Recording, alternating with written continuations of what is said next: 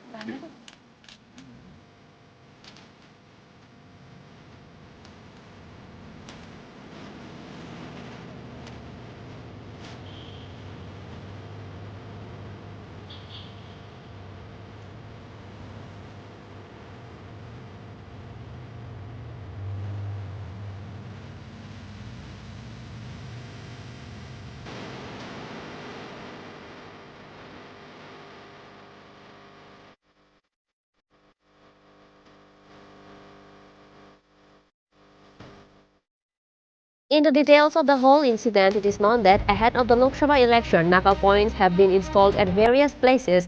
In this way, there is a knockout point in front of another marble school in Kalyanpur. When the vehicle arrived at the concerned knockout point shortly, it was reported that the vehicle was heading towards Telemura from Kuwait. The on-duty officials suspected that the search was conducted. After carrying out this search, it was seen that there was an attempt to smuggle cannabis by putting a lot of gun cartridges on them in a normal way and putting something like winter clothes on top of them.